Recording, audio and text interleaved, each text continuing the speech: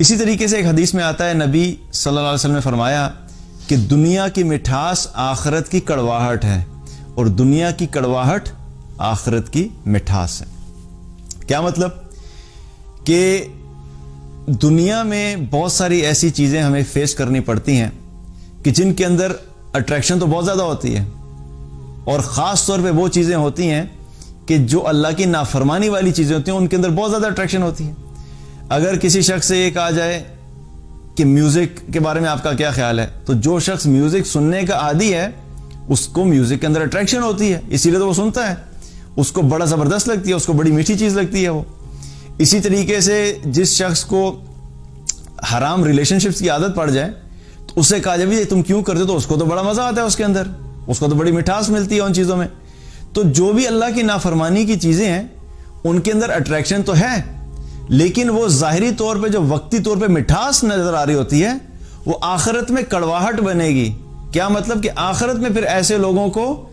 ان چیزوں کا، ان اعمال کا بدلہ جہنم کی صورت میں دیا جائے گا، کہ آخرت میں وہ ریگریٹ کریں گے،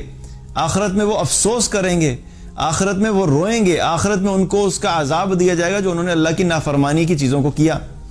کیونکہ وقتی طور پہ مٹھاس نظر آ رہی تھی، یہ نہیں احساس کیا کہ میں نے کرنا ہے کہ نہیں کرنا، میرا اللہ مجھ سے ناراض ہوگا اگر میں کروں گا، لیکن کر لیا اپنی خواہش کو پورا کرنے کے لیے، اپنی خواہش نفس کو فالو کرتے ہوئے اس نافرمانی کے کام کو پورا کر لیا۔ اب وہ جو وقتی مٹھاس تھی،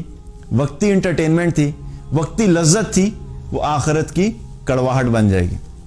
اور دنیا کی کڑواہٹ آخرت کی لذت بنے گی۔ کہ بہت سارے ایسے اعمال ہیں کہ جو ہمیں کرنے میں بہت مشکل لگتے ہیں،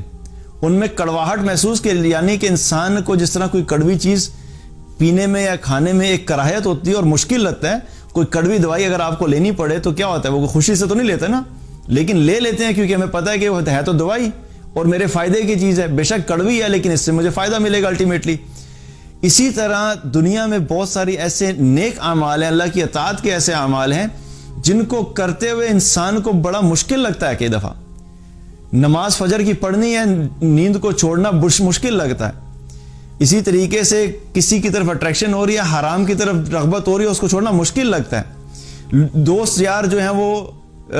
میوزک کے لیے جا رہے ہیں، کانسرٹ کے لیے جا رہے ہیں، لیکن اللہ کی نافرمانی آپ کو لگتی ہے، اپنے آپ کو روکنا مشکل لگتا ہے۔ اسی طریقے سے خواتین کے لیے حجاب کرنا، اور جہاں پہ بہت ساری خواتین جو ہیں وہ بن ٹھن کے آئی ہوئی ہیں اور اچھے اچھے پرفیومز لگائے ہیں اور اچھا میک اپ کیا ہوا ہے اور پوری جگہ کے اوپر سینٹر آف اٹریکشن بنی ہے، وہاں پہ کوئی خاتون جو ہے وہ حجاب کر کے چلی جائے تو وہ ظاہری طور پہ مشکل تو لگتا ہے، لیکن کیا ہے کہ یہ وہ جو چیزیں ہیں جو کہ تھوڑی سی دنیا میں کڑواہٹ کی چیزیں ہیں، اللہ کے رسول صلی اللہ علیہ وسلم کیا فرما رہے ہیں کہ آخرت کی مٹھاس بنیں گے۔ پھر یہ جو دنیا میں تمہیں تھوڑی مشکل لگ رہی ہے،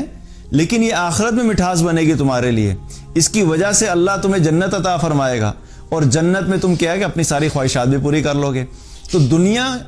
کے اندر جو ایمان والا ہے وہ زندگی ایسے گزارتا ہے کہ چاہے اس کو اعمال، نیک اعمال کرتے ہوئے مشکل بھی لگے، لیکن وہ اپنے آپ کو شریعت کا پابند رکھتا ہے۔